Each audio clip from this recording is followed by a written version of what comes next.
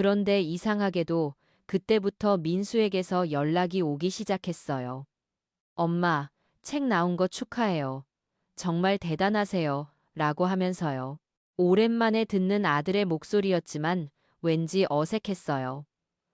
며칠 뒤에는 지영이에게서도 연락이 왔어요. 어머니, 그동안 죄송했어요.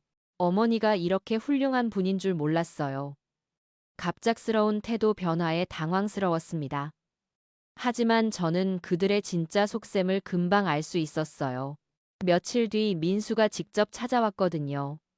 손에는 비싼 선물을 들고, 그리고 놀랍게도 아기까지 데려왔어요. 엄마, 손자 처음 보시죠? 정말 예쁘게 생겼어요. 민수가 웃으면서 말했지만 저는 복잡한 심정이었어요.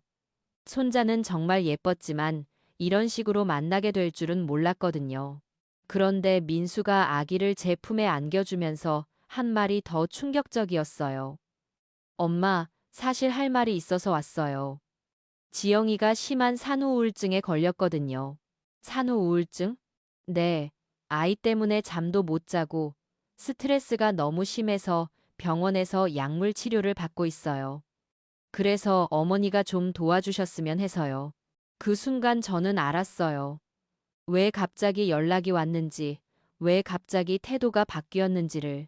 결국 또 저를 이용하려는 거였어요.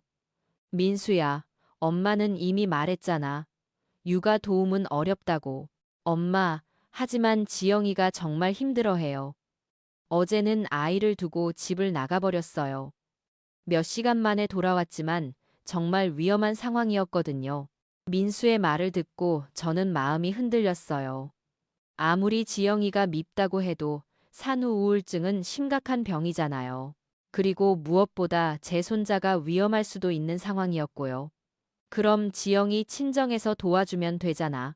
친정어머니도 허리가 아프셔서 오래 못 도와주세요. 그리고 솔직히 말하면 지영이가 어머니를 더 편하게 느끼거든요. 그게 무슨 말인지 저는 금세 알 수 있었어요. 지영이 어머니는 까다로워서 눈치 보이지만 저는 만만해서 편하다는 뜻이었거든요. 민수야, 엄마 생각은 변하지 않았어.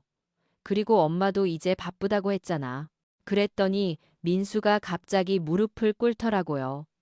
아기를 안고 있던 저는 깜짝 놀랐어요. 엄마, 제발요. 한 달만요. 딱 한 달만 도와주세요. 지영이가 좀 나아질 때까지만요. 그 모습을 보는 순간 저는 정말 마음이 흔들렸어요. 아들이 제 앞에서 무릎을 꿇는 걸 본 적이 없었거든요. 그리고 품에 있는 손자도 너무 예뻤고요. 결국 저는 일주일만이라는 조건으로 도와주기로 했어요. 하지만 그게 제 인생에서 가장 큰 실수였다는 걸 나중에야 깨달았습니다. 첫날부터 지영이의 상태는 정말 심각했어요. 아이가 울면 같이 울고 기저귀를 갈아줘야 하는 것도 못하겠다고 하더라고요. 그래서 제가 거의 모든 육아를 혼자 했어요. 문제는 지영이가 점점 더 의존적으로 변해간다는 거였어요. 처음에는 어머니 죄송해요. 제가 좀 나아지면 바로 할게요. 라고 했는데 나중에는 어머니가 하시는 게 더 잘 되는 것 같아요. 라고 하더라고요. 그리고 약속했던 일주일이 지나도 떠날 생각을 하지 않았어요. 어머니, 아직 제가 불안정해서 좀 더 있어도 될까요? 결국 한 달을 꽉 채웠는데 그 한 달 동안 저는 정말 지옥 같은 시간을 보냈어요. 밤에 아기가 울면 저만 일어나서 달래고 낮에는 빨래에 청소에 요리까지 다 제가 했어요. 그런데 지영이는 뭘 했냐고요? 하루 종일 침대에 누워서 스마트폰만 보고 있었어요.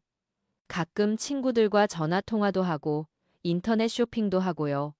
산후 우울증이 맞나 싶을 정도였어요. 더 가관인 건 민수가 퇴근해서 와도 육아를 도와주지 않았다는 거예요. 지영이가 아직 힘들어하니까 엄마가 좀 더 해주세요. 라고 하면서 자기는 거실에서 TV만 봤어요. 한 달이 지나서 저는 더 이상 못하겠다고 선언했어요. 이제 정말 집에 가야겠다. 엄마도 할 일이 있어. 그랬더니 지영이가 갑자기 울음을 터뜨리더라고요. 어머니, 저 혼자서는 정말 못하겠어요. 아기가 무서워요. 뭔가 잘못될까봐. 그리고 민수까지. 엄마, 지영이 상태를 보시잖아요. 조금만 더 참아주세요 라고 하더라고요. 저는 그때 깨달았어요.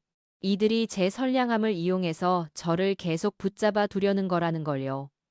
산후우울증이 실제로 있을 수도 있지만 그걸 핑계로 저를 이용하고 있었던 거예요. 안 돼. 엄마는 이제 정말 갈 거야. 제가 단호하게 말했더니 지영이가 더욱 심하게 울더라고요. 어머니, 그럼 아기는 어떻게 해요? 제가 실수로라도 아기를 다치게 하면 어쩌죠?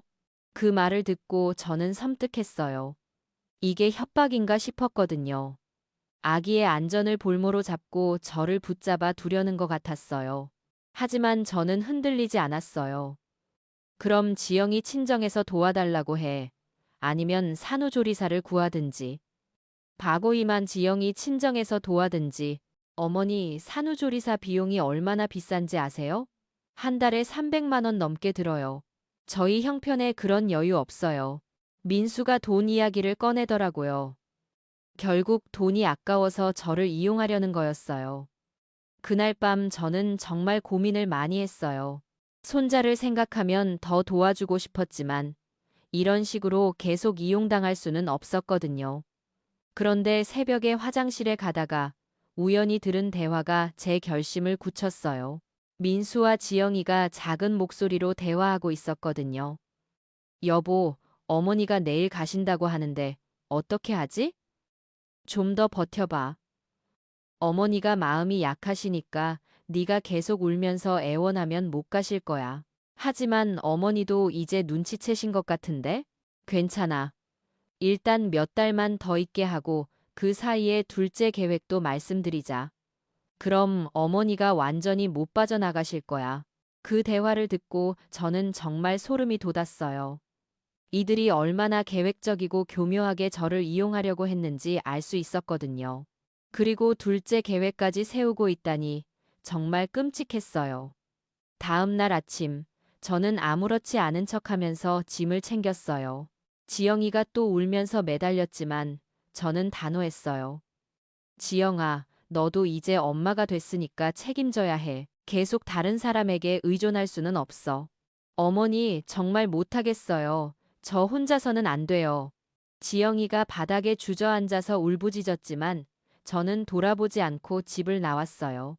그 순간 마음이 아프긴 했지만 이제 더 이상 이들의 게임에 말려들 수 없었거든요. 집에 돌아온 후 며칠 동안은 연락이 없었어요. 그런데 일주일 뒤에 민수에게서 문자가 왔어요. 엄마, 지영이가 응급실에 실려갔어요. 급히 와주세요. 저는 깜짝 놀라서 바로 병원으로 달려갔어요. 그런데 응급실에 가보니 지영이가 멀쩡하게 앉아 있더라고요. 산소호흡기도 없고 링거도 안 꽂혀 있고요. 지영아, 무슨 일이야? 제가 물어보니까 지영이가 약하게 어머니, 저 정말 힘들어요 라고 하더라고요. 의사에게 물어보니까 과호흡 증상으로 왔는데 지금은 안정되었어요. 스트레스성으로 보입니다 라고 하더라고요. 응급 상황이 아니라 단순한 공황장애 증상이었던 거예요. 그때 저는 확신했어요. 이들이 저를 불러내기 위해 일부러 과장한 거라는 걸요. 실제로 지영이 표정을 보니까 아픈 사람 같지 않았어요. 민수야, 엄마는 이제 집에 갈 거야. 지영이도 별일 없는 것 같으니까. 엄마, 어떻게 이런 상황에서 가세요? 지영이가 이렇게 된 것도 엄마 때문이에요. 민수가 갑자기 저를 공격하기 시작했어요. 제가 도와주지 않아서 지영이가 이렇게 됐다는 거였어요. 엄마 때문에 우리 가정이 파탄날 뻔했어요. 엄마가 책임져야 해요. 그 말을 듣고 저는 정말 어이가 없었어요. 한 달 동안 제가 희생해서 도와줬는데 이제 와서 제 잘못이라고 하다니요. 민수야, 엄마가 언제까지 너희 뒷바라지를 해줘야 하는 거니?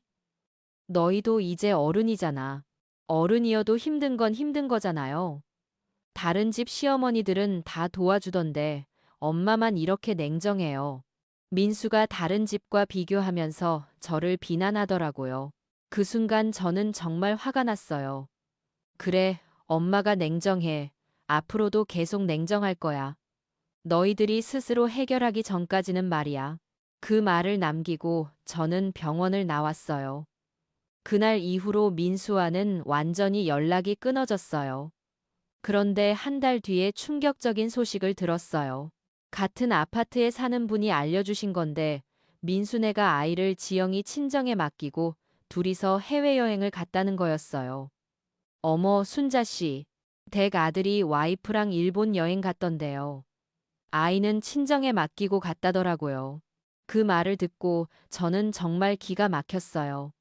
산후 우울증이 심해서 아이를 돌볼 수 없다던 지영이가 해외여행은 갈 수 있었다는 거였어요. 더 놀라운 건 그 여행 사진들이 SNS에 올라온 걸 은정이를 통해 알게 된 거예요. 지영이가 환하게 웃으면서 관광지에서 포즈를 취하고 있었어요. 산후 우울증 환자의 모습이 아니었죠. 그때 저는 완전히 속았다는 걸 깨달았어요. 산후 우울증은 핑계였고 처음부터 저를 이용할 계획이었던 거예요. 제가 한 달 동안 고생하는 사이에 그들은 편안하게 쉬다가 여행까지 간 거였죠. 더욱 분노가 치민 건 은정이까지 이 사실을 알고 있으면서 제게는 알려주지 않았다는 거예요. 은정아, 너 오빠가 여행 간 거 알고 있었지? 아, 네, 알고 있었어요. 그럼 왜 엄마한테 말 안 했어? 오빠가 말하지 말라고 해서요. 어머니가 화낼까 봐서. 그 순간 저는 깨달았어요. 제 자식들이 모두 한패가 되어서 저를 속이고 있었다는 걸요. 은정이도 결국 오빠 편이었던 거예요. 그날 밤 저는 정말 많이 울었어요. 서운하고 분하고 억울했어요. 하지만 동시에 해방감도 느꼈어요. 이제 정말로 모든 게 끝났구나 싶었거든요. 그리고 더 이상 자식들에게 기대하지 않기로 결심했어요. 그들은 제가 생각하는 그런 자식들이 아니었어요. 저를 진심으로 사랑하고 존경하는 자식들이 아니라 필요할 때만 이용하는 사람들이었던 거죠. 그때부터 저는 정말로 제 인생에만 집중하기 시작했어요. 요가 강사 일을 더 열심히 했고 새로운 취미도 찾기 시작했어요. 그리고 무엇보다 제 자신을 더 사랑하기로 했어요. 몇 달 후에 민수에게서 연락이 왔어요. 엄마, 죄송해요. 그동안 정말 잘못했어요. 하지만 저는 더 이상 그런 사과에 마음이 움직이지 않았어요. 민수야, 이제 됐어. 엄마도 엄마 인생 살겠다. 엄마, 그래도 혈육인데. 혈육이라고 해서 무조건 희생해야 하는 건 아니야. 이제 서로 적당한 거리를 두고 살자. 그 통화를 마지막으로 저는 민수와의 관계를 정리했어요. 완전히 끄는 건 아니지만 예전처럼 무조건적인 관계는 아니었어요. 그런데 정작 놀라운 변화는 제 자신에게 일어났어요. 자식들에 대한 의존을 끊고 나니 오히려 더 자유롭고 행복해졌거든요. 안녕하세요. 저는 김순자라고 합니다. 올해 66살이고요. 오늘 여러분께 제 인생의 가장 큰 결정에 대해 이야기하려고 합니다. 혹시 여러분은 자식을 키우면서 언젠가는 보답받을 거라고 생각해 보신 적 있으신가요? 저도 그랬습니다. 하지만 때로는 그 기대가 가장 큰 배신이 될 수도 있다는 걸 뒤늦게 깨달았죠.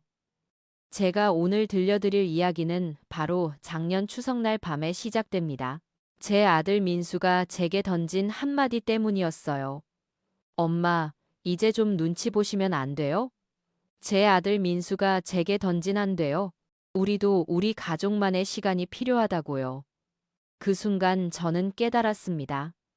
제가 30년간 피와 땀으로 지은 이 집에서 제가 이제 남의 사람이 되었다는 걸요. 하지만 이 이야기는 단순한 한풀이가 아닙니다. 이건 한 어머니가 자신의 존재 가치를 되찾기 위해 벌인 조용한 혁명의 이야기입니다. 그리고 그 끝에서 저는 진정한 행복이 무엇인지 깨달았죠. 자, 이제 처음부터 차근차근 들려드리겠습니다. 저는 25살에 결혼해서 이듬해에 민수를, 그 3년 뒤에 딸 은정이를 낳았습니다. 남편 재호 씨는 성실한 사람이었지만 특별히 야무지지는 못했어요. 그래서 집안 살림은 거의 제가 도맡아 했죠. 새벽 5시에 일어나 도시락을 싸고 애들 아침밥을 먹이고 학교에 보낸 뒤에는 동네 슈퍼에서 일했습니다. 오후에 애들이 학교에서 돌아오면 간식을 차려주고 숙제를 봐주고요. 저녁엔 온 가족이 둘러앉을 수 있는 따뜻한 밥상을 차렸습니다. 주말에는 애들과 함께 서울대 공원도 가고 한강에서 치킨도 시켜 먹고 그랬어요. 그때만 해도 저희 집은 정말 화목했습니다.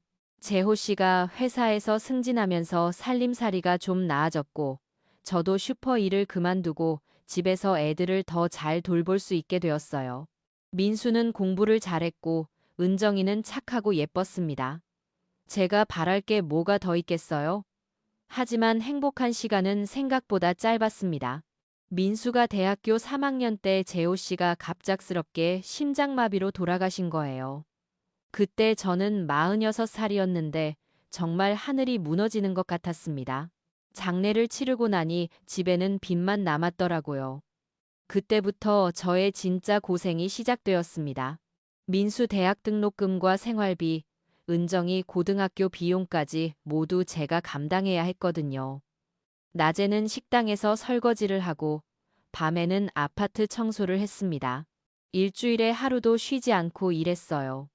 손톱 밑에 때가 끼고 손가락이 갈라져도 참았습니다. 민수와 은정이가 친구들 앞에서 부끄럽지 않게 남들만큼은 살게 해주고 싶었거든요.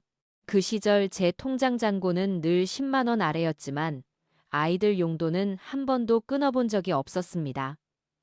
민수가 대학을 졸업하고 대기업에 취직했을 때는 정말 기뻤습니다. 드디어 제 고생이 끝나는구나 싶었어요. 은정이도 좋은 대학에 합격했고요. 그때 저는 생각했습니다. 이제 아이들이 다 컸으니까 조금씩 저를 생각해 줄 거라고 말이에요. 하지만 현실은 달랐습니다. 민수는 취직하자마자 자취방을 얻어서 나가더라고요. 엄마, 이제 독립해야 할 때가 됐잖아요. 라고 하면서요. 물론 독립하는 건 좋은 일이지만 그동안 제가 혼자 감당했던 집세며 공과금이며 모든 생활비는 여전히 제 몫이었습니다. 은정이도 대학교에 들어가면서 기숙사에서 살기 시작했어요. 방학 때만 집에 오는데 올 때마다 엄마 용돈 좀 이었습니다. 제가 여전히 2개의 일을 하고 있는데도 말이에요. 그래도 저는 참았습니다. 아이들이 사회에 나가서 자리를 잡을 때까지는 제가 뒷바라지를 해야 한다고 생각했거든요.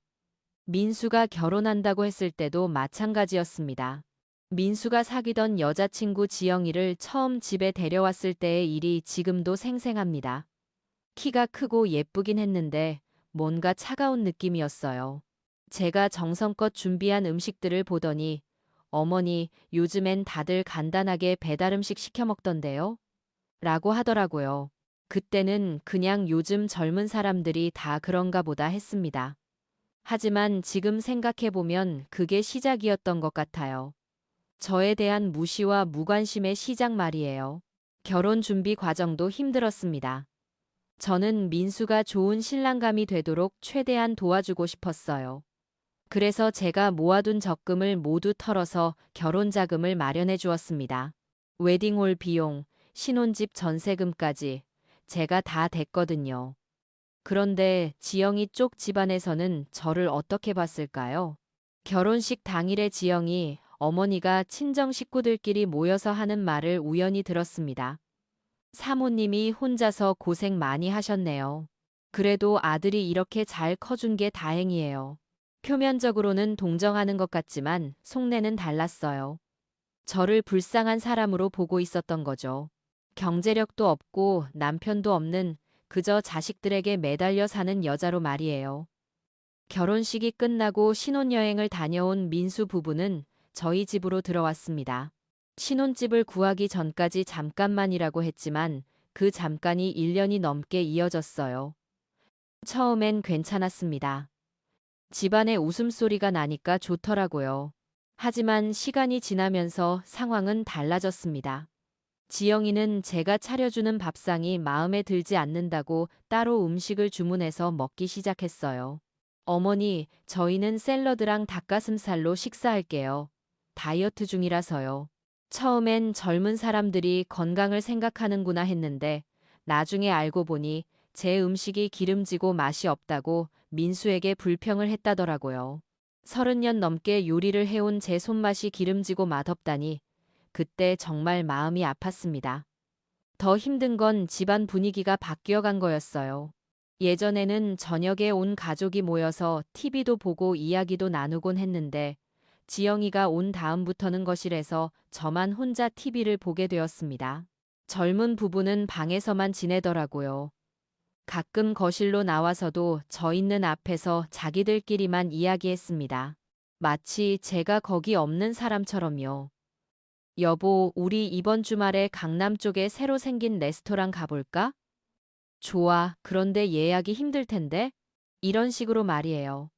처음에는 신혼 부부니까 둘만의 시간이 필요하겠거니 이해하려고 했습니다. 하지만 점점 저는 이 집에서 투명인간이 되어가고 있었어요.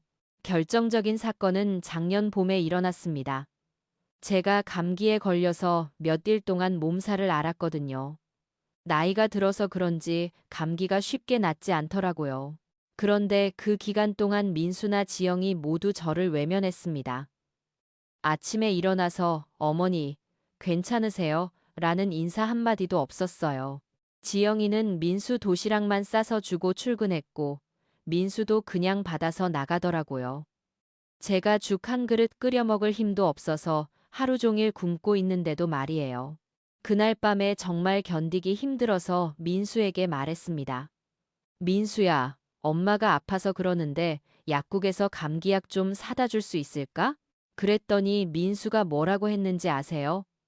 엄마, 저희도 직장인이라 바빠요. 택시 타고 병원 가세요. 그 순간 정말 허탈했습니다. 제가 이 아이를 키우기 위해 얼마나 많은 밤을 새우며 간병했는데 정작 제가 아플 때는 택시비도 아까워하는구나 싶어서요. 병원에 다녀와서 약을 먹고 조금 나아진 후에 곰곰 생각해 봤습니다. 언제부터 이렇게 된 걸까요? 제가 뭘 잘못했을까요? 그런데 아무리 생각해 봐도 답이 나오지 않더라고요. 오히려 제가 너무 많은 걸 해줬기 때문일 수도 있겠다는 생각이 들었습니다. 아이들이 어려서부터 제가 모든 걸 다 해주다 보니 이제는 그게 당연하다고 여기게 된 것 같더라고요. 그 무렵 민수 부부가 분가 이야기를 꺼내기 시작했습니다. 처음에는 반가웠어요. 드디어 독립해서 자기들만의 집을 꾸미고 싶어 하는구나 싶어서요. 하지만 그들의 계획을 듣고 나서는 기가 막혔습니다. 엄마, 우리가 나가려면 보증금이 필요한데 어머니가 좀 도와주실 수 있죠? 지영이가 어느 날 조심스럽게 꺼낸 말이었어요. 그런데 그 뒤에 이어진 말이 가관이었습니다. 어차피 나중에는 민수가 이 집을 물려받을 건데 미리 투자한다고 생각하시면 되잖아요. 제가 어렵게 모아놓은 노후 자금을 보증금으로 빌려달라는 거였습니다. 그것도 언제 갚겠다는 약속도 없이 말이에요. 저는 단호하게 거절했습니다. 미안하지만 그건 엄마의 노후 자금이야. 너희들도 이제 벌고 있으니까 스스로 해결해봐라. 그 이후로 집안 분위기가 확연히 달라졌습니다. 지영이는 아예 저와 대화를 하지 않았고 민수도 저를 대하는 태도가 차갑게 변했어요. 마치 제가 인색한 어머니인 것처럼 취급하더라고요. 한편으로는 은정이에게서도 비슷한 변화를 느끼기 시작했습니다. 대학교 4학년이 되면서 취업 준비를 한다고 하는데 맨날 학원비며 교재비며 용돈을 달라고만 했어요. 제가 은정아, 엄마도 나이가 들어가는데 이제 좀 아껴야 할 것 같다라고 했더니 엄마, 투자라고 생각해요. 제가 좋은 회사에 들어가야 엄마도 편해지잖아요. 라고 하더라고요. 언제부터인가 저는 투자의 대상이 되어 있었습니다. 자식들에게 사랑받고 존경받는 어머니가 아니라 그들의 미래를 위해 돈을 대주는 ATM 기계 같은 존재로 말이에요. 그해 여름 결정적인 사건이 일어났습니다. 제가 오랫동안 아끼던 금반지를 잃어버렸거든요. 남편이 돌아가시기 전에 결혼 20주년 기념으로 사준 반지였는데 제게는 정말 소중한 물건이었어요. 집안을 뒤져봐도 없고 직장에서도 찾을 수 없어서 정말 속상했습니다. 그런데 며칠 뒤에 지영이가 새로운 반지를 끼고 있는 걸 봤어요. 처음에는 설마 했는데 자세히 보니까 제 반지와 똑같더라고요. 지영아, 그 반지 어디서 샀니? 조심스럽게 물어봤더니, 아, 이거요? 친구가 선물해줬어요. 라고 대답하더라고요. 하지만 제 눈에는 확실히 제 반지 같았습니다. 그날 밤 민수에게 물어봤어요. 민수야, 혹시 엄마 반지 본 적 있니? 그랬더니 민수가 잠깐 당황하는 것 같더라고요. 그게 뭐죠? 저는 모르는데요. 직감적으로 알았습니다. 분명히 지영이가 제 반지를 가져간 거구나. 하지만 확실한 증거도 없는데 며느리를 도둑으로 몰 수는 없잖아요. 그래서 그냥 넘어갔습니다. 하지만 그 일로 인해 제 마음속에는 깊은 상처가 남았어요. 제 소중한 물건을 가져가는 것도 모자라서 거짓말까지 하다니. 그리고 민수도 분명히 알고 있으면서 모르는 척하고요. 가을이 되어서 민수 부부가 드디어 이사를 나갔습니다. 보증금 문제는 결국 지영이 부모님이 해결해 주셨더라고요. 저는 솔직히 안도했어요. 이제 다시 조용한 제 집을 되찾을 수 있겠구나 싶어서요. 하지만 그들이 나간 후의 현실은 예상과 달랐습니다. 연락도 뜸해지고 가끔 전화를 해도 바빠서 피곤해서 라는 말만 반복했어요. 그나마 은정이라도 자주 연락하나 했는데 은정이도 취업하고 나서는 바빠진다고 통화도 줄었습니다. 그렇게 혼자 사는 시간이 길어지면서 저는 많은 생각을 하게 되었습니다. 정말 제 인생이 이게 전부인가? 자식들을 키우고 뒷바라지 하다가 늙어서는 외롭게 죽는 게 제 운명인가? 주변을 둘러보니 비슷한 처지의 친구들이 많았어요. 자식들한테 푸대접 받으면서도 그래도 내 자식인데라며 참고 있는 사람들 말이에요. 저도 그런 사람 중 하나가 되어가고 있었던 거죠. 그런데 그해 겨울 저에게 큰 깨달음을 준 사건이 일어났습니다. 같은 아파트에 사는 박영희 언니가 갑자기 쓰러져서 병원에 입원했거든요. 언니는 저보다 5살 위이고 아들 둘을 키우면서 정말 고생 많이 하신 분이에요. 병문안을 갔는데 언니가 혼자 누워 계시더라고요. 아들들은 어디 있어요? 라고 물어봤더니 바빠서 못 온다고 하네 라고 쓸쓸하게 웃으시더라고요. 서울에 사는 큰아들은 회사 일이 바쁘다고 하고 부산에 사는 둘째 아들은 아이들 때문에 올라올 수 없다고 했다는 거예요. 그 모습을 보면서 저는 충격을 받았습니다. 언니가 바로 몇 년 후에 제 모습 같더라고요. 아프게 되면 병원에서 혼자 외롭게 누워있을 제 모습 말이에요. 언니와 이런저런 이야기를 나누다가 깜짝 놀란 사실을 알게 되었어요. 언니 큰아들이 몇 년 전에 사업 자금이 필요하다고 해서 언니가 집을 담보로 대출을 받아줬는데 그 사업이 망해서 지금 언니가 대출금을 갚고 있다는 거였어요. 그럼 아들이 갚아주지 않나요? 물어봤더니 갚아주긴 뭘 갚아줘. 자기 살기도 바쁘다고 하네. 라고 하시더라고요. 언니는 70이 넘은 나이에도 아직도 파트타임으로 일하고 계셨어요. 집으로 돌아오는 길에 저는 정말 많은 생각을 했습니다. 자식을 위해 모든 걸 희생하는 게 과연 옳은 일일까요? 제가 지금까지 살아온 방식이 맞는 걸까요? 그날 밤 잠이 오지 않아서 오랫동안 뒤척였어요. 그러다가 문득 남편 생각이 났습니다. 재호 씨가 살아계셨다면 뭐라고 하셨을까요? 아마 순자야, 너무 애들한테만 매달리지 마. 내 인생도 살아야지라고 했을 것 같더라고요. 그 무렵부터 저는 조금씩 변화를 시도해보기 시작했습니다. 우선 동네 문화센터에서 하는 요가 교실에 등록했어요. 처음에는 몸이 뻣뻣해서 힘들었지만 점차 몸도 마음도 유연해지는 느낌이었습니다. 요가 교실에서 비슷한 나이의 여성분들과 친해지게 되었어요. 그분들과 이야기를 나누면서 저는 또 다른 충격을 받았습니다. 저와 달리 자기 인생을 즐기며 사시는 분들이 많더라고요. 한 분은 남편이 돌아가신 후에 평생 하고 싶었던 서예를 배워서 지금은 작은 전시회도 열고 계셨어요. 또 다른 분은 자식들이 다 독립한 후에 여행을 다니기 시작해서 벌써 유럽을 2번이나 다녀오셨다고 하더라고요. 그분들의 공통점은 자식들에게 얽매이지 않고 자기 인생을 살고 있다는 거였어요. 물론 자식들을 사랑하지만 자신을 희생하면서까지 뒷바라지하지는 않는 거죠. 순자 씨, 자식은 키우는 거지 소유하는 게 아니에요. 언젠가는 놓아줘야 하는 거라고요. 이정숙 언니가 해주신 말이 제 마음에 깊게 밝혔어요. 그해 연말 오랜만에 민수네 식구들이 집에 왔습니다. 연말연시 인사를 하러 온 거였는데 분위기가 어색하더라고요. 민수와 지영이 모두 저를 대하는 태도가 예전 같지 않았어요. 저녁을 먹으면서 지영이가 갑자기 말을 꺼냈어요. 어머니, 저희가 아이를 가지려고 하는데요.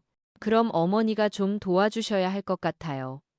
무슨 말인지 정확히는 모르겠지만 분위기상 육아를 도와달라는 뜻 같았어요. 그런데 저는 이상하게 반가운 마음이 들지 않더라고요. 예전 같았으면 손주를 볼 수 있다고 해서 기뻐했을 텐데 그날은 왠지 부담스럽기만 했어요. 아직은 계획 단계니까 나중에 다시 이야기해보자라고 둘러댔습니다. 하지만 속으로는 생각했어요. 결혼할 때는 보증금도 안 도와주더니 이제 와서 육아는 도와달라고? 그것도 당연하다는 듯이? 그날 민수네가 돌아간 후 저는 깊은 고민에 빠졌습니다. 만약 정말로 손주가 생긴다면 저는 어떻게 해야 할까요? 예전처럼 모든 걸 내려놓고 손주바라기 할머니가 될까요? 아니면 적당한 선에서 도움을 주면서도 제 생활을 유지할까요? 새해가 되면서 저는 중요한 결심을 하게 되었습니다. 더 이상 자식들의 편의를 위해 제 인생을 희생하지 않겠다고요. 물론 사랑은 하지만 그들의 종속적인 존재가 되지는 않겠다고 말이에요. 그 첫 번째 실행으로 저는 요가 강사 자격증 취득 과정에 등록했습니다. 나이가 많아서 할 수 있을까 걱정했는데 의외로 재미있더라고요. 몸도 마음도 한결 가벼워지는 느낌이었어요. 그런데 3월 어느 날 민수에게서 전화가 왔습니다. 엄마, 지영이가 임신했어요.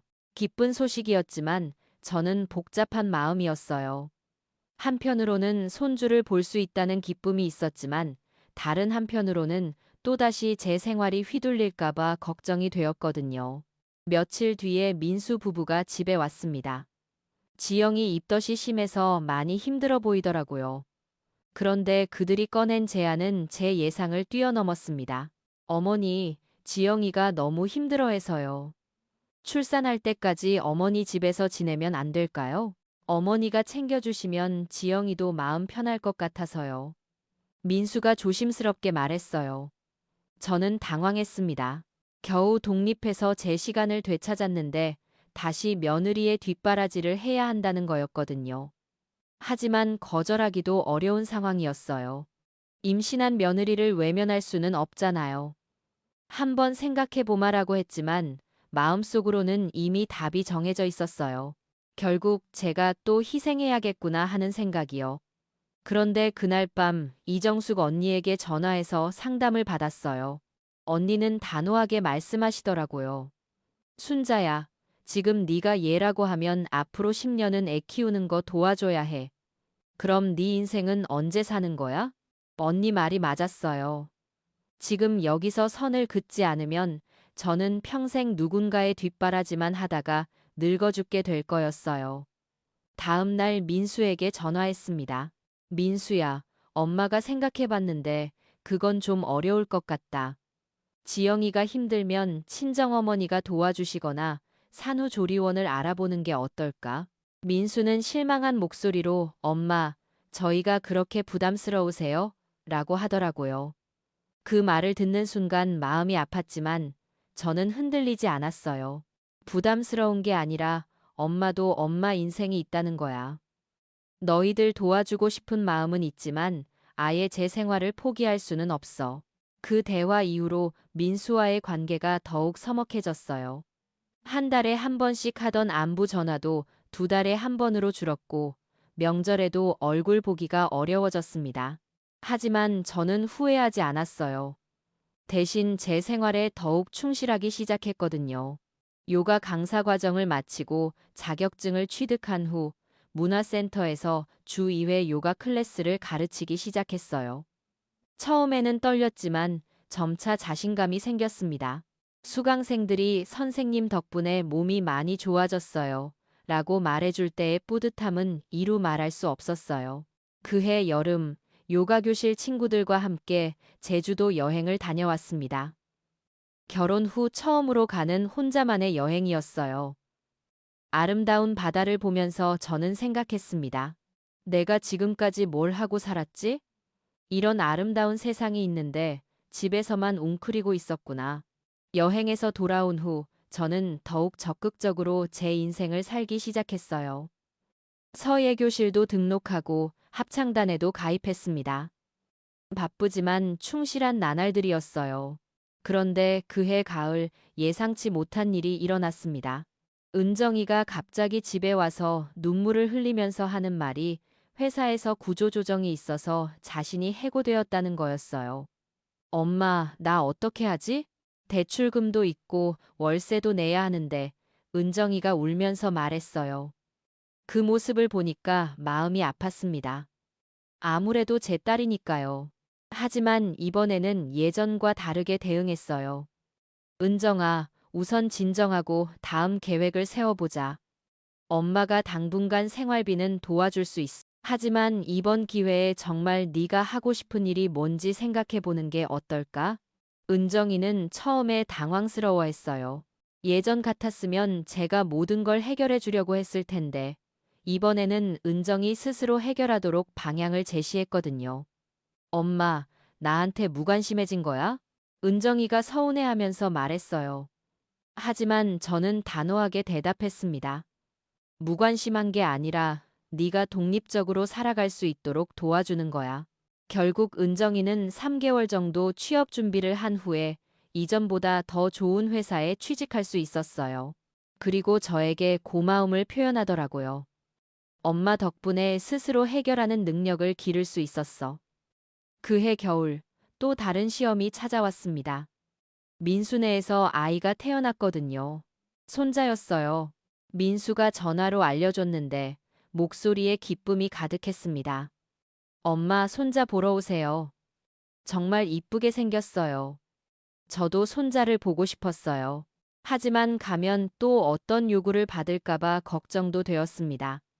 병원에 갔더니 정말 예쁜 아기였어요. 작은 손가락, 작은 발가락을 보니까 마음이 녹았습니다. 하지만 지영이와 그 어머니의 대화를 듣고는 다시 정신이 번쩍 들었어요. 이제 친정엄마가 한 달 도와주시고 그 다음에는 시어머니가 도와주셔야 할 것 같아요. 지영이 어머니가 말씀하시더라고요. 마치 이미 다 정해진 일처럼요. 저는 그 자리에서 명확하게 입장을 밝혔습니다. 저는 도움은 드릴 수 있지만 상주하면서 육아를 도와드리기는 어려워요. 제가 하고 있는 일들이 있거든요. 그 말을 들은 지영이 어머니 얼굴이 굳어지더라고요. 아마 저를 퇴직한 할머니 정도로 생각하셨나 봐요. 하지만 저는 이제 제 일과 제 삶이 있는 사람이었거든요. 집으로 돌아오는 길에 많은 생각을 했습니다. 손자는 정말 사랑스러웠지만 그 사랑 때문에 다시 제 인생을 포기할 수는 없었어요. 며칠 뒤 민수가 집에 찾아왔습니다. 평소와 달리 표정이 어두웠어요. 그리고는 한참을 망설이다가 이런 말을 했습니다. 엄마, 솔직히 말씀드릴게요. 지영이 어머니가 엄마를 좀 이상하게 생각하세요. 손자가 태어났는데 육아 도움은 안 해주고 자기 일만 중요하다고 하신다네요. 그 말을 듣는 순간 저는 화가 치밀었습니다. 제가 지금까지 민수를 키우기 위해 얼마나 희생했는데 이제 와서 이기적이라는 소리를 듣다니요. 민수야, 엄마가 너를 키울 때는 혼자서 다 했어. 누가 도와준 적 있니? 그런데 지금 와서 엄마더러 당연히 도와줘야 한다고? 그게 말이 되는 소리야? 민수는 잠깐 말문이 막혔다가 이렇게 말했어요. 엄마, 그래도 손자잖아요. 혈육인데 그렇게 냉정하게 굴 수 있어요? 냉정한 게 아니라 현실적인 거야. 엄마도 이제 나이가 들어서 체력적으로 힘들어. 그리고 엄마에게도 엄마만의 삶이 있다고. 그 대화 이후로 민수와의 관계는 더욱 어색해졌어요. 하지만 저는 제 결정을 후회하지 않았습니다. 대신 손자에게는 정기적으로 용돈을 보내고 한 달에 한 번 정도는 만나서 함께 시간을 보내기로 했어요. 그런데 정작 문제는 다른 곳에서 터졌습니다. 바로 작년 추석 때였어요. 민수네 가족이 명절 인사를 하러 왔는데 분위기가 예전과는 완전히 달랐어요. 지영이는 저와 거의 대화를 하지 않았고 민수도 어색해했습니다. 저는 정성껏 차례상을 차리고 음식을 준비했어요. 손자를 위해서 특별히 아이들이 좋아할 만한 음식들도 만들었고요. 하지만 그들의 반응은 냉담했습니다. 어머니, 요즘 음식이 예전만 못하네요. 뭔가 성의가 없는 것 같아요. 지영이가 민수에게 작은 목소리로 말하는 걸 들었어요. 하지만 저에게는 직접 말하지 않더라고요. 그리고 식사를 마친 후에 결정적인 사건이 일어났습니다. 저는 평소처럼 설거지를 하고 있었는데 거실에서 민수와 지영이가 대화하는 소리가 들렸어요. 여보, 우리 이제 어머니한테 의존하지 말고 우리끼리 살아가자. 어차피 도움도 안 되고 오히려 스트레스만 받잖아. 지영이가 말했어요. 그 말에 민수가 뭐라고 대답했는지 아세요? 그러게. 엄마도 이제 자기 일에만 신경 쓰시니까 우리도 우리 식구끼리만 지내는 게 나을 것 같아. 그 순간 설거지하던 그릇이 바닥에 떨어졌습니다. 너무 충격적이었거든요. 제가 30년 넘게 키운 아들이 저를 그렇게 생각하고 있었다니요. 저는 거실로 나가서 냉정하게 말했습니다. 그래, 너희들이 그렇게 생각한다면 앞으로는 서로 간섭하지 말자. 엄마도 엄마 인생 살겠다. 그날 밤 민수네가 돌아간 후 저는 혼자 울었어요. 서운함과 분노, 그리고 해방감이 동시에 몰려왔습니다. 이제 정말 자유로워졌구나 하는 생각이 들었어요. 그 후로 몇 달 동안 연락이 거의 없었습니다. 가끔 손자 생각이 나서 서운했지만 전체적으로는 마음이 편했어요. 더 이상 눈치 보지 않아도 되고 제가 하고 싶은 일들에 집중할 수 있었거든요. 그런데 올해 봄 예상치 못한 일이 일어났습니다. 제가 가르치는 요가 교실 수강생 중 한 분이 저를 한 건강 프로그램 출연자로 추천해 주신 거예요. 지역 케이블 방송에서 하는 건강한 시니어 라이프라는 프로그램이었어요. 처음에는 저 같은 사람이 TV에 나간다는 게 말이 되나 싶어서 고민했어요. 하지만 용기를 내서 출연해 봤는데 반응이 좋더라고요. 60대 후반의 나이에 요가 강사로 활동하면서 당당하게 자기 인생을 사는 모습이 많은 사람들에게 용기를 준다는 거였어요. 그 프로그램이 방영된 후 제 삶이 완전히 바뀌었습니다. 요가 교실 수강 신청이 몰려들었고 다른 문화센터에서도 출강 요청이 들어왔어요. 심지어 책 출간 제의까지 받았습니다.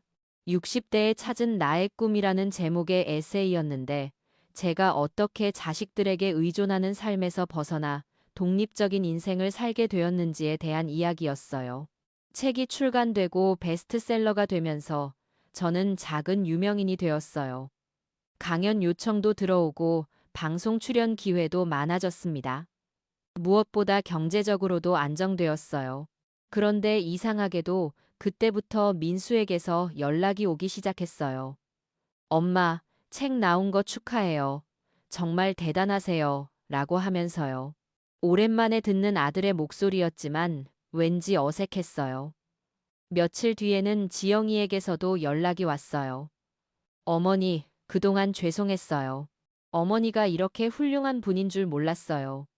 갑작스러운 태도 변화에 당황스러웠습니다. 그리고 추석을 며칠 앞두고 민수가 직접 찾아왔어요. 손에는 비싼 선물을 들고요. 엄마, 이번 추석에는 저희 집에서 보내시는 게 어때요?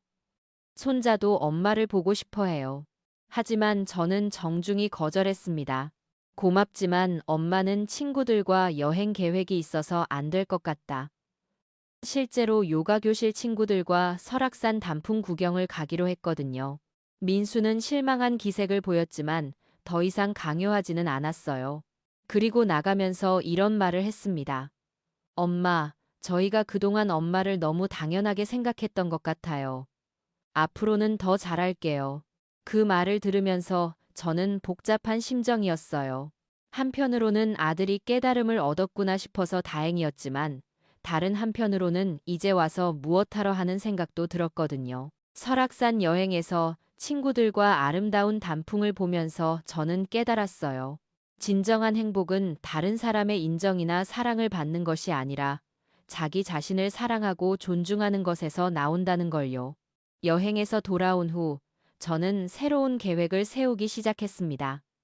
내년에는 요가 지도자 고급 과정을 이수하고 내후년에는 유럽 여행을 가려고 해요.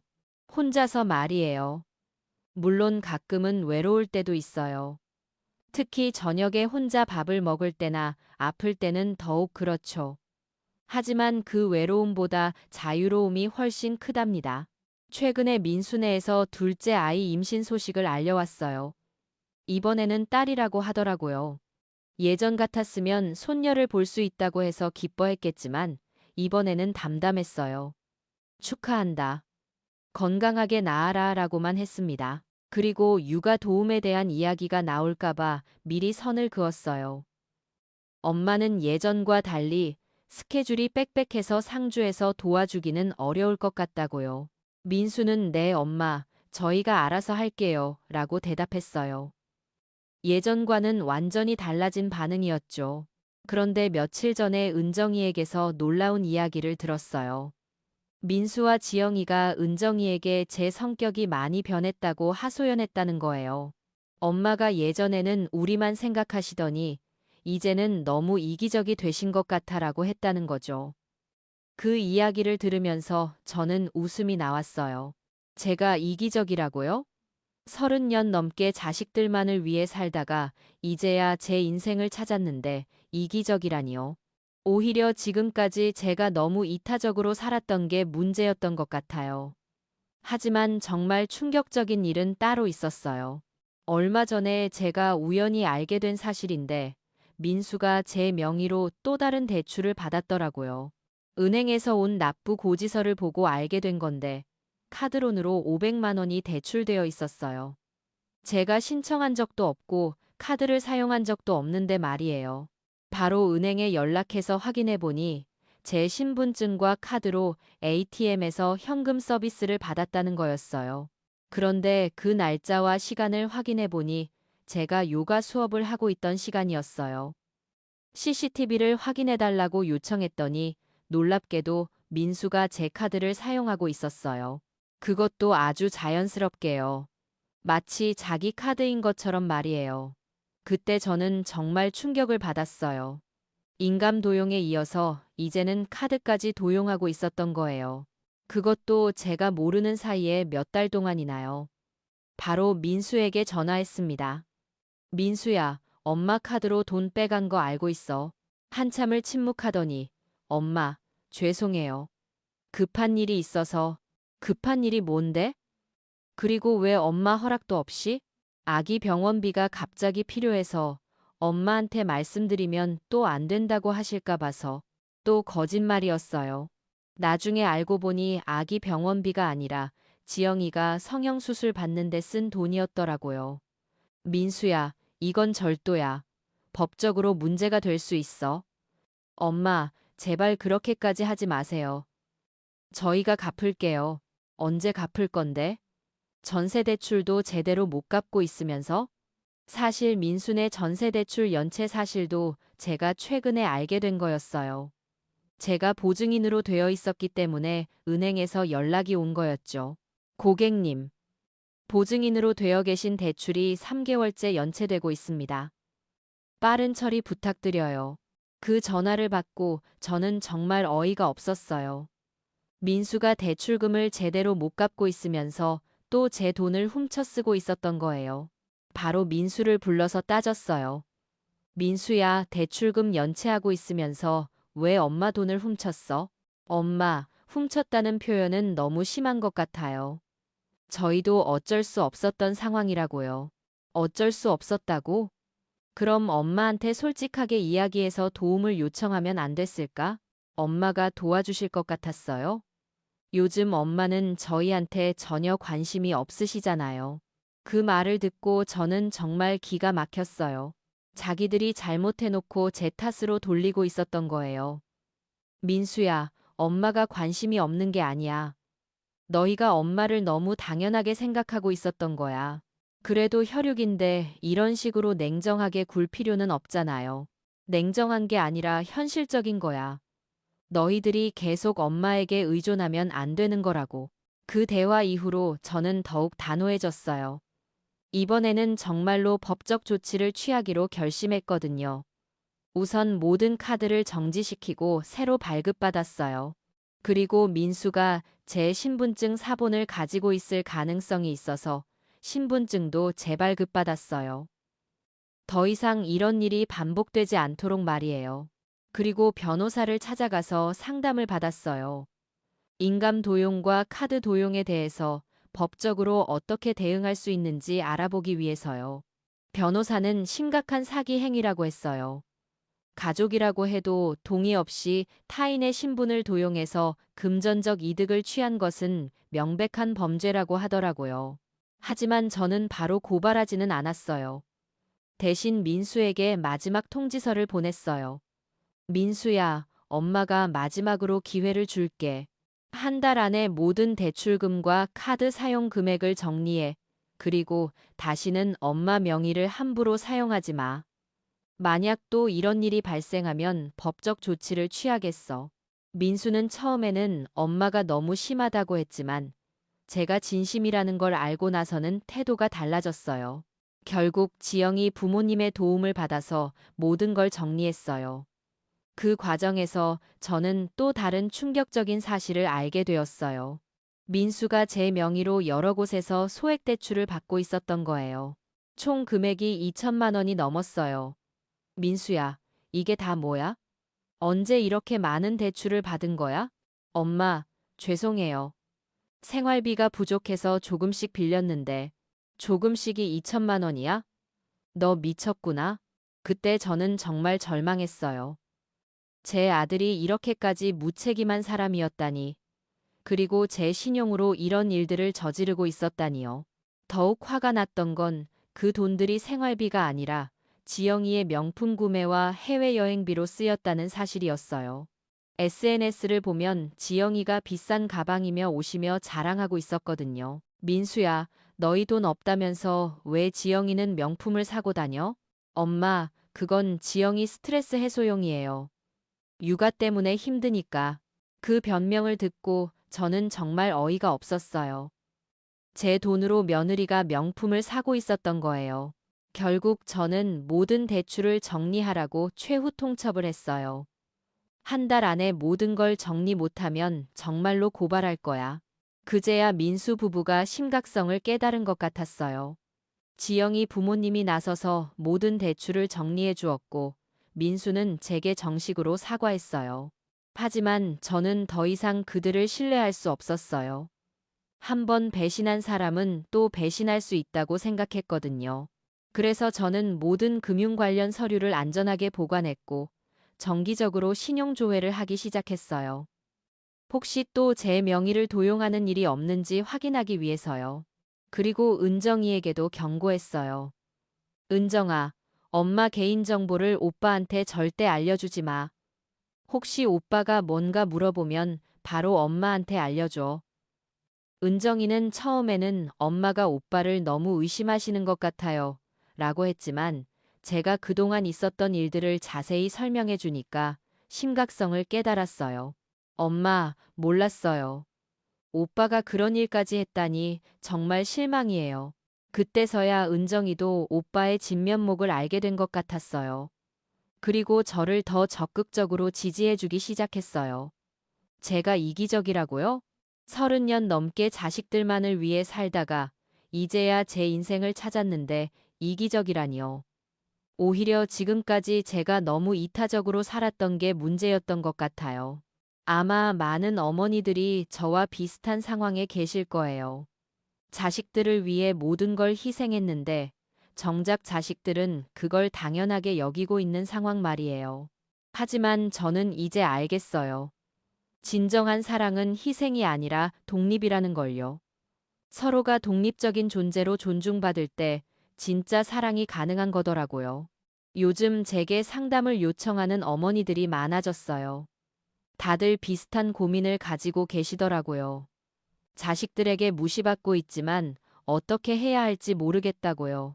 그런 분들께 저는 항상 이렇게 말씀드려요. 우선 자신을 사랑하세요. 자신의 가치를 인정하세요. 그리고 자신만의 인생을 만들어 가세요. 그러면 자식들도 달라질 거예요. 물론 쉽지는 않아요. 오랫동안 형성된 관계 패턴을 바꾸는 건 정말 어려운 일이거든요. 하지만 불가능하지는 않아요. 저처럼 예순이 넘어서도 할 수 있으니까요. 지금 제 삶은 그 어느 때보다 충실합니다. 매주 화요일과 목요일에는 요가 수업을 하고, 수요일에는 서예교실에 가고, 금요일에는 합창단 연습을 해요. 주말에는 친구들과 등산을 가거나 연극을 보러 가고요. 경제적으로도 안정되었고 건강도 좋아졌어요. 무엇보다 마음이 편해졌습니다. 더 이상 누군가의 눈치를 보지 않아도 되고 제가 하고 싶은 일을 마음껏 할 수 있으니까요. 가끔 손자, 손녀 생각이 날 때는 안타깝기도 해요. 하지만 그것 때문에 다시 예전으로 돌아갈 생각은 없어요. 대신 아이들이 크면 할머니로서 좋은 추억을 만들어 주려고 합니다. 얼마 전에 민수가 또 찾아왔어요. 이번에는 정말 진심으로 사과하더라고요. 엄마, 그동안 정말 죄송했어요. 엄마가 얼마나 힘드셨을지 이제야 조금 알 것 같아요. 아이가 생기고 나서야 부모의 마음을 안다더니 민수도 그런 것 같았어요. 하지만 저는 더 이상 그런 사과를 원하지 않아요. 과거는 과거고 지금이 중요하니까요. 민수야, 사과는 됐고 앞으로 서로 독립적으로 살아가자. 엄마는 엄마 인생을 살고 너희는 너희 가족 인생을 살고 하지만 가족의 정은 유지하면서 말이야. 그게 제가 내린 결론이에요. 완전히 관계를 끊는 것도 아니고 예전처럼 희생적으로 사는 것도 아닌 적당한 거리를 유지하면서 각자의 인생을 살아가는 것이요. 지금 제 나이가 66이에요. 평균 수명을 생각하면 아직 20년은 더 살 수 있을 거예요. 그 20년을 어떻게 살아갈지는 온전히 제 선택입니다. 저는 그 시간을 후회하지 않을 방식으로 살고 싶어요. 제가 하고 싶었던 일들을 하면서, 제가 만나고 싶은 사람들과 만나면서, 제가 가보고 싶은 곳들을 가면서 말이에요. 어떤 사람들은 제게 이렇게 말해요. 그래도 자식이 전부 아니에요? 하지만 저는 이제 확실히 알아요. 자식이 전부가 되는 순간 자신은 아무것도 아닌 존재가 된다는 걸요. 자식들이 행복하길 바라는 마음은 여전해요. 하지만 그들의 행복을 위해 제 행복을 포기할 생각은 없어요. 진정한 사랑은 서로가 행복할 때 가능한 거니까요. 마지막으로 이 이야기를 듣고 계시는 분들, 특히 저와 비슷한 상황에 계신 어머니들께 말씀드리고 싶어요. 늦었다고 생각하지 마세요. 저처럼 예순이 넘어서도 새로운 시작이 가능해요. 용기를 내세요. 자신을 위한 작은 선택들을 해보세요. 처음에는 가족들이 반대할 수도 있어요. 하지만 포기하지 마세요. 자신의 가치를 스스로 인정하고 자신만의 인생을 만들어 가세요. 그러면 주변 사람들도 달라질 거예요. 그리고 가장 중요한 건 여러분 자신이 달라질 거예요. 저는 지금 그 어느 때보다 행복합니다. 물론 완벽하지는 않아요. 가끔 외롭고, 가끔 서운하고, 가끔 후회도 돼요. 하지만 그 모든 감정들이 제 선택에서 나온 거라는 점에서 의미가 있어요. 예전에는 다른 사람들의 선택에 휘둘리며 살았다면 지금은 제 선택으로 살고 있으니까요. 그게 바로 진정한 자유인 것 같아요. 지난주에 손자가 돌을 맞았어요. 민수네에서 돌잔치를 한다고 연락이 왔는데 저는 참석하지 않았어요.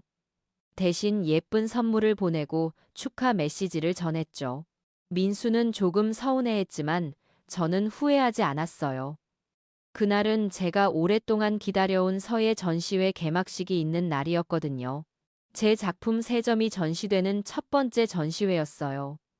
전시회장에서 제 작품 앞에 섰을 때의 그 감동을 어떻게 표현할까요? 66살에 처음으로 제 이름이 적힌 작품표를 본 순간 정말 눈물이 났어요. 그 순간 깨달았어요. 이게 바로 제가 찾던 것이구나. 누군가의 엄마, 누군가의 며느리가 아닌 김순자라는 한 사람으로 인정받는 순간이구나. 요즘 제게는 새로운 꿈이 생겼어요. 내년에 개인 요가 스튜디오를 열고 싶어요. 작지만 제 이름을 걸고 하는 사업이에요. 나이가 많다고요? 아니에요. 이제 겨우 시작이에요. 그리고 내후년에는 혼자서 유럽 배낭여행을 가려고 해요. 젊을 때 못 해본 걸 지금이라도 해보고 싶어요.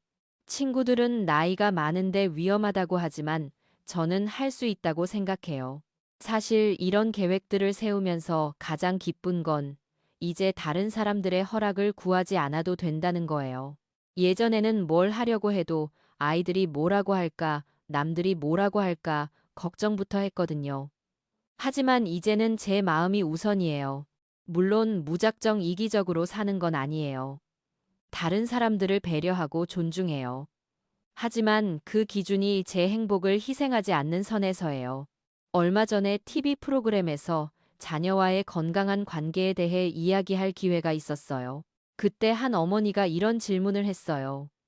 선생님, 그래도 자식이 아프거나 어려울 때는 무조건 도와줘야 하는 것 아닌가요? 저는 이렇게 대답했어요. 도와주되 자신을 잃어버리지 않는 선에서 도와주세요. 물에 빠진 사람을 구하려다가 본인까지 빠지면 둘 다 죽어요. 구명조끼를 입고 구해야 해요. 그 구명조끼가 바로 자기 자신에 대한 사랑이고 존중이에요. 그걸 지키면서 도움을 줄 때 진정한 도움이 될 수 있어요. 지금 민수와 지영이는 둘째 아이 준비로 바빠요. 가끔 연락이 와서 안부를 물어보긴 하지만 예전처럼 구체적인 도움을 요청하지는 않아요. 아마 제가 거절할 거라는 걸 알기 때문일 거예요. 하지만 그렇다고 해서 관계가 나빠진 건 아니에요. 오히려 더 편해졌어요.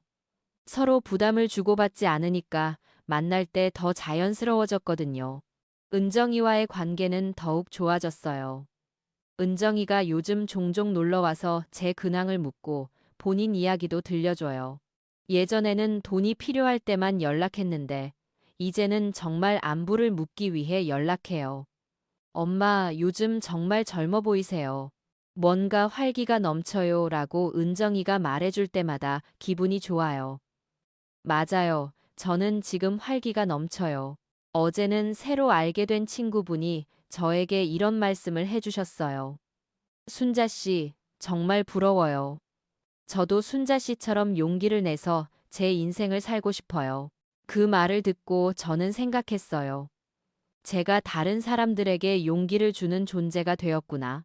예전에는 자식들에게 의존해서 사는 불쌍한 엄마였는데, 이제는 누군가에게 영감을 주는 사람이 되었구나. 그런 변화가 참 신기해요. 사람은 정말 언제든지 변할 수 있구나 하는 생각이 들어요. 중요한 건 변하고자 하는 의지와 용기인 것 같아요. 오늘 아침에 거울을 보면서 느꼈어요.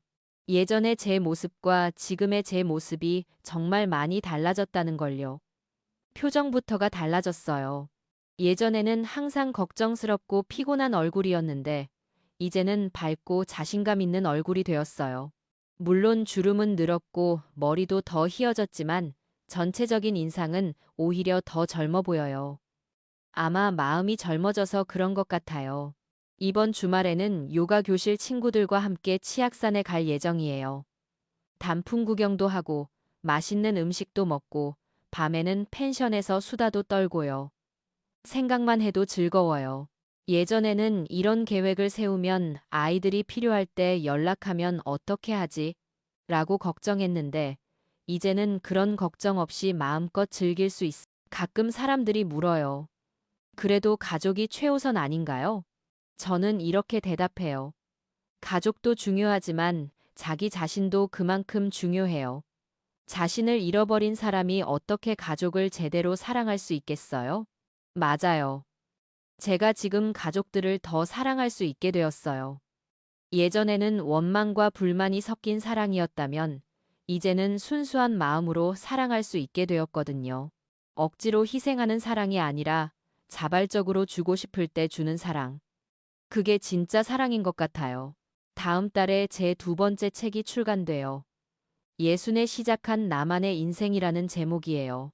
이번 책에는 더 많은 어머니들의 이야기도 담았고 구체적인 변화 방법들도 제시했어요. 출판사에서는 이 책이 전작보다 더 큰 반향을 일으킬 거라고 예상한다고 하네요. 정말 많은 분들이 저와 비슷한 고민을 하고 계시나 봐요. 저는 이 책을 통해서 더 많은 어머니들이 용기를 얻으셨으면 좋겠어요. 늦었다고 생각하지 마시고 지금이라도 시작하셨으면 좋겠어요. 인생에서 가장 아름다운 시기는 꼭 젊을 때만이 아니에요. 경험과 지혜가 쌓인 지금이 오히려 더 아름다울 수 있어요. 중요한 건 그걸 깨닫고 행동하는 거예요. 저는 지금도 매일매일 새로운 걸 배우고 도전하고 있어요. 내년에는 컴퓨터도 제대로 배워보려고 해요. 요즘 젊은 사람들처럼 인스타그램도 해보고 싶고 유튜브 채널도 만들어보고 싶어요. 나이가 들었다고 해서 새로운 걸 못할 이유는 없잖아요. 오히려 나이가 들었기 때문에 더 자유롭게 할 수 있는 것들이 많아요. 이제 이야기를 마무리해야 할 것 같네요. 오늘 이 긴 이야기를 끝까지 들어주신 여러분께 감사드려요. 제 이야기가 누군가에게는 용기가 되고 누군가에게는 위로가 되었으면 좋겠어요. 특히 저와 비슷한 상황에 계신 어머니들께는 이 말을 꼭 전하고 싶어요. 여러분의 인생은 여러분 것이에요. 자식들의 부속품이 아니라 독립적이고 소중한 존재예요. 용기를 내세요. 작은 변화부터 시작해보세요. 본인이 좋아하는 일을 찾아보세요.